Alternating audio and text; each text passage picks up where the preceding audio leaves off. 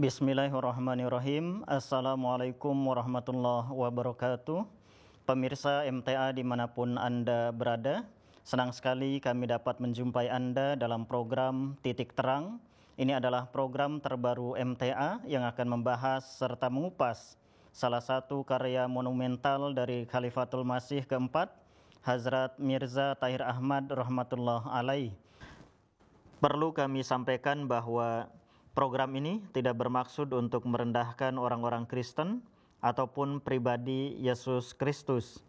Sebagai Muslim merupakan suatu unsur mendasar dalam keimanan kami untuk mengimani kebenaran Yesus Kristus, menerima beliau sebagai seorang Rasul Allah yang istimewa dan terhormat. Namun ketika kebenaran menuntut titik terang dalam menemukan kejujuran terhadap logika, pikiran sehat dan pemahaman manusia, maka kita tidak dapat mengelak untuk tidak meninjau kembali pandangannya terhadap ajaran Kristen. Program ini tidak bermaksud menimbulkan suatu jurang pemisah antara orang-orang Kristen dengan Kristus. Sebaliknya, program ini diharapkan menjadi titik terang bagi semua orang, untuk lebih dekat kepada kenyataan diri Yesus Kristus dan menjauh dari mitos atau dongeng hayalan yang telah diciptakan di seputar beliau. Buku ini berjudul Christianity Journey from Facts to Fiction, yang dikarang oleh Hazrat Mirza Tahir Ahmad, Khalifatul Masih Ar-Rabi rahmatullah alaih, dan diterbitkan oleh Islam International Publication Limited, Islamabad, Septachlan, Tilford, London, UK. Sedangkan dicetak oleh Rakim Press, Tilford, Surrey.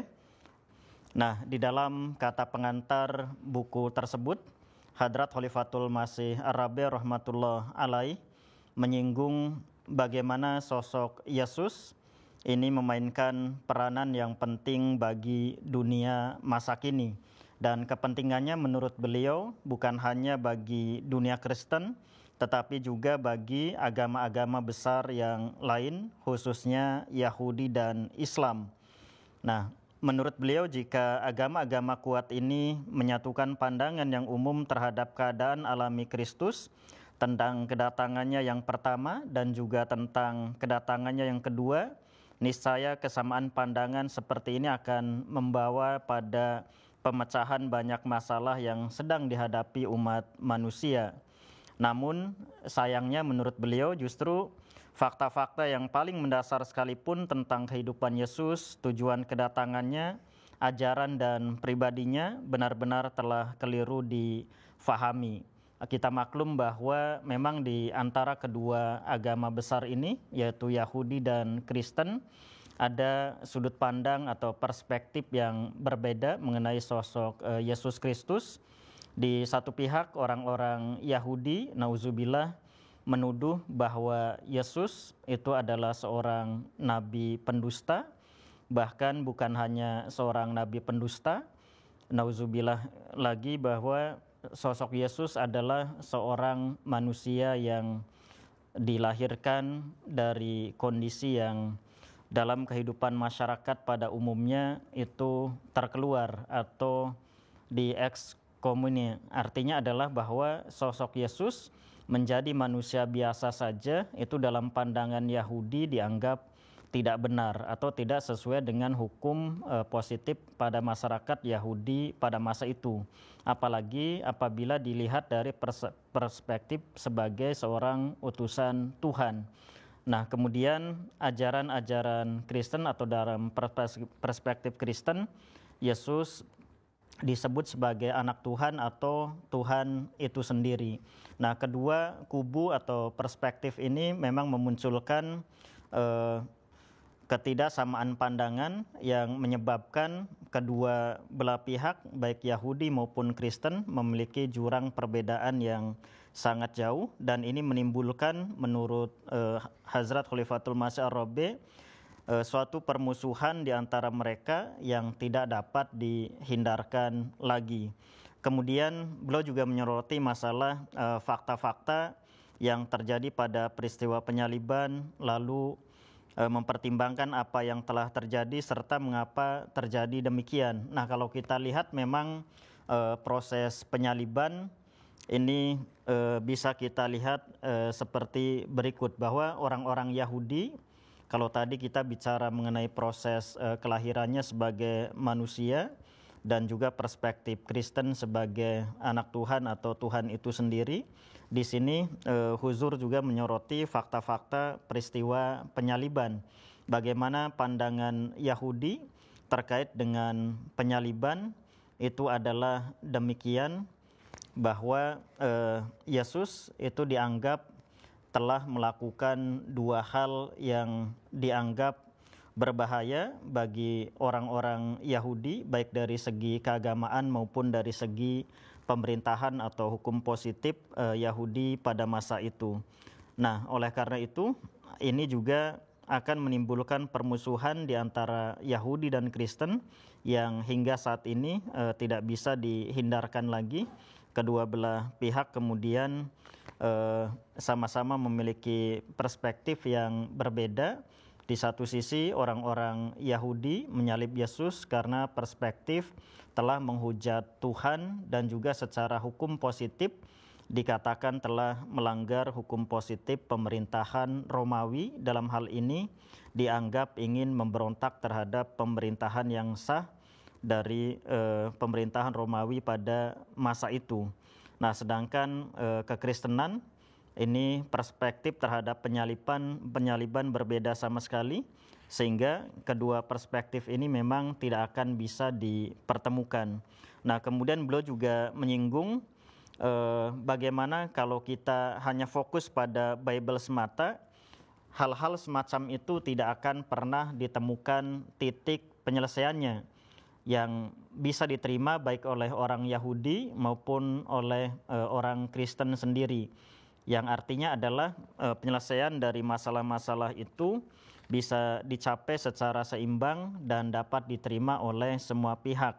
Nah, di sini beliau juga menyampaikan bahwa inti permasalahannya adalah pernyataan-pernyataan tertentu dari Bible yang dapat dipercaya ini telah dicemari oleh berbagai penjelasan menyimpang yang berasal dari diri mereka sendiri. Nah, itu biasanya bisa kita lihat dari penjelasan-penjelasan yang disampaikan oleh Bible sendiri atau tafsir-tafsir yang berkembang dari kalangan teolog Kristen sendiri.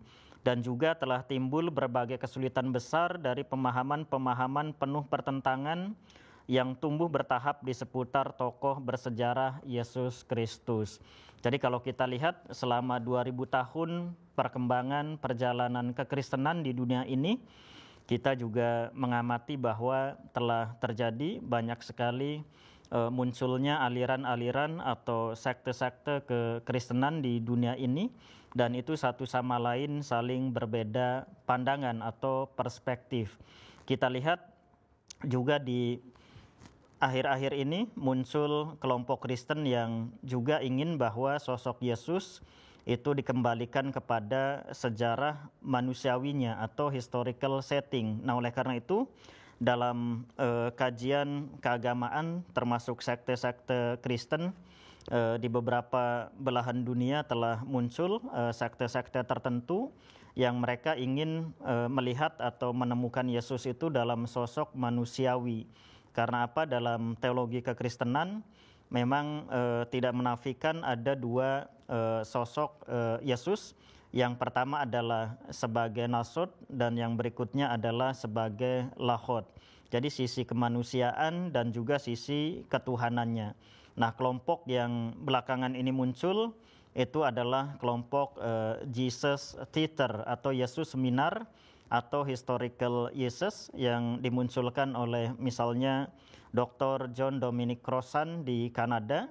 Dan itu beliau adalah mantan pastor atau seorang Katolik yang setelah mempelajari Biblika atau Bible di Pontifical Biblical Seminary di Italia, kemudian beliau mengembangkan satu teori baru mengenai sosok Yesus sejarah. Dan kajian-kajian sosok Yesus sejarah atau Historical Jesus atau Jesus Theater ini kemudian berkembang bahkan kemudian dipelajari di Indonesia pada tahun-tahun 2000-an.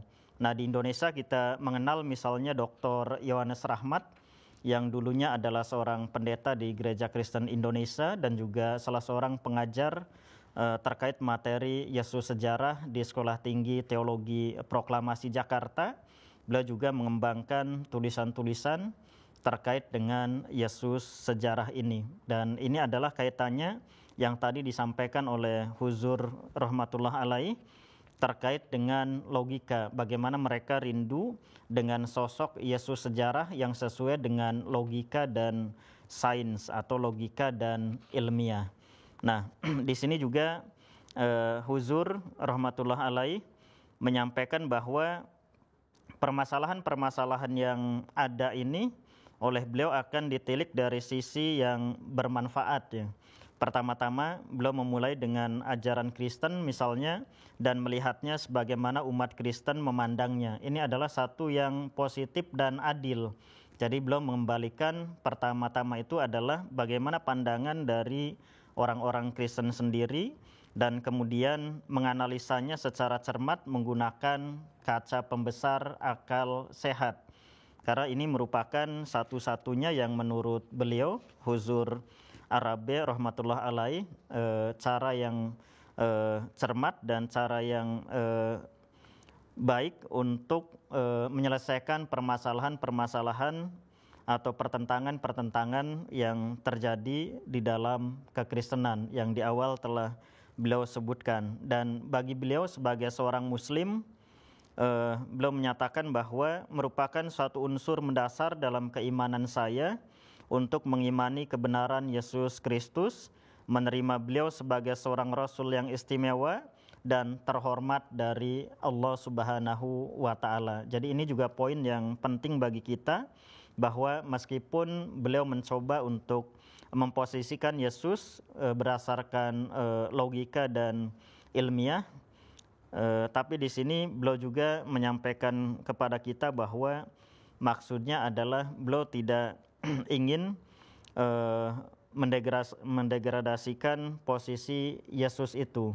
Artinya adalah bahwa sebagai seorang Muslim, beliau tetap menghormati posisi atau kedudukan Yesus bagaimanapun kedudukan itu telah dicemari oleh tafsiran-tafsiran yang berkembang selama 2000 tahunnya. Artinya beliau juga ingin memposisikan sosok Yesus pada posisi manusiawi, posisi ilmiah, dan posisi alaminya sebagai seorang manusia, di samping sosok seorang nabi yang dihormati oleh beliau. Bahkan dengan tegas beliau menyatakan bahwa saya tidak bermaksud menimbulkan suatu jurang pemisah antara orang-orang Kristen dengan Kristus. Sebaliknya, saya ingin menolong orang-orang Kristen untuk lebih dekat kepada kenyataan diri Yesus Kristus dan menjauh dari mitos atau dongeng hayalan yang telah diciptakan di seputar beliau. Kemudian di sini juga beliau menyoroti terkait dengan bagaimana selama 2000 tahun itu zaman telah mengubah suatu kenyataan menjadi mitos dan legenda. Nah, oleh karena itu tepat apabila buku beliau kemudian diberi judul Christianity, A Journey from Facts to Fiction ya. Karena apa? Menurut beliau pengaruh-pengaruh dari legenda semacam itu hanya akan menjauhkan orang dari kenyataan-kenyataan hidup. Nah, sebagai akibatnya keimanan itu berubah menjadi hayalan dan menjadi tidak nyata. Sedangkan keimanan sejati yang berakar pada keanekaragaman sejarah dan fakta-faktanya itu sangat nyata dan cukup mampu untuk menimbulkan perubahan-perubahan besar di kalangan masyarakat.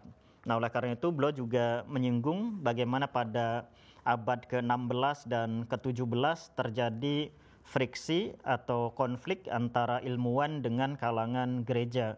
Pada masa itu, abad 16 dan 17, gereja memang masih memiliki pengaruh yang sangat signifikan terhadap masyarakat, terutama karena gereja juga berfungsi sebagai pemerintahan. Apapun yang disampaikan oleh gereja menurut beliau itu akan ditaati oleh masyarakat. tetapi pada masa itu juga muncul para ilmuwan, salah satunya yang beliau sebutkan di sini adalah Galileo.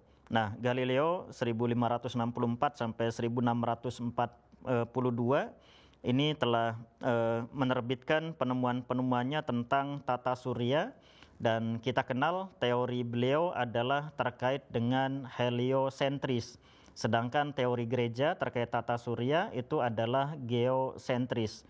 Dua kutub yang bertentangan ini antara heliosentris dan geosentris kemudian menjadi meruncing yang mengakibatkan bahwa Galileo kemudian mendapatkan hukuman dari gereja Katolik pada masa itu dan dipaksa untuk membatalkan penemuan-penemuan ilmiahnya itu di hadapan umum. Nah, jika tidak, Galileo akan menghadapi kematian melalui penyiksaan, dan itulah yang disebut sebagai inkuisisi atau mihnah.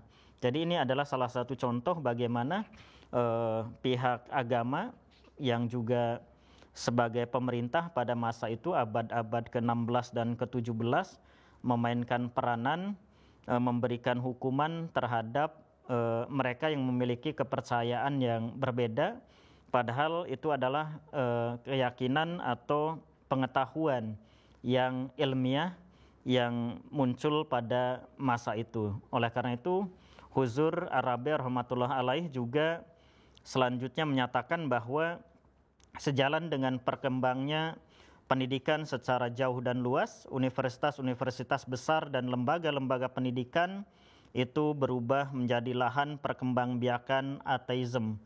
Dilema pemahaman Yahudi Kristen tentang alam semesta menurut beliau nampak dengan jelas adanya pertentangan antara firman Tuhan dan perbuatannya. Nah, kemudian beliau juga menyampaikan bahwa akibatnya adalah banyak orang yang menjadi ateis, masyarakat yang mulai meninggalkan agama, dan akhirnya agama secara bertahap mulai ditinggalkan karena terjadi inkonsistensi atau friksi antara keyakinan agama dengan ilmu pengetahuan. Berikutnya yang beliau soroti di dalam buku ini adalah selain pertentangan-pertentangan tadi antara agama dan sains atau ilmu pengetahuan, juga adalah terkait dengan moral atau akhlak yang seharusnya itu dijaga oleh kepercayaan seseorang terhadap Tuhan, tetapi bila kepercayaan terhadap hal ini adalah lemah dan tidak sempurna, atau bahkan terjadi kekeliruan di dalamnya, menurut beliau maka moral itu akan terpengaruh ke dalam kondisi yang sama. Maksudnya seperti tadi, terjadi degradasi, terjadi ketidakstabilan, terjadi penurunan, ketidakpercayaan dari masyarakat, maka apabila ini terjadi, mereka juga akan melihat dengan terjadinya semacam itu membuat mereka kemudian mulai menjauh dari agama. Nah, oleh karena itu di sini juga beliau menyampaikan ada satu patokan yang harus kita pahami. Jadi dengan menerapkan patokan ini terhadap masyarakat agama manapun di dunia ini, menurut beliau kita senantiasa dapat mengambil kesimpulan-kesimpulan yang benar dan dapat dipercaya. Jadi menurut beliau dengan menguji suatu masyarakat yang mengaku dirinya Kristen, seseorang dapat dengan mudah dapat menanyakan apakah nilai-nilai Kristen terdapat dalam masyarakat tersebut atau tidak. Nah, Huzur mencontohkan misalnya apakah mereka memperlakukan tetangga-tetangga mereka sebagaimana yang dimintakan oleh the Ten Commandments atau 10 perintah Tuhan kepada mereka. Apakah mereka misalnya pada masa krisis nasional dalam suasana perang dan sebagainya bisa menerapkan kaidah-kaidah Kristen terhadap musuh mereka? Apakah para korban tak berdosa akibat serangan dan penganiayaan itu menyerahkan pipi lainnya ketika satu pipi ditampar? Nah, ini contoh-contoh yang dikemukakan oleh Huzur keempat rahmatullah alaih terkait dengan patokan. Nah, kalau patokan ini bisa dijalankan dengan benar, insya Allah menurut beliau itu artinya adalah agama yang benar. Karena apa?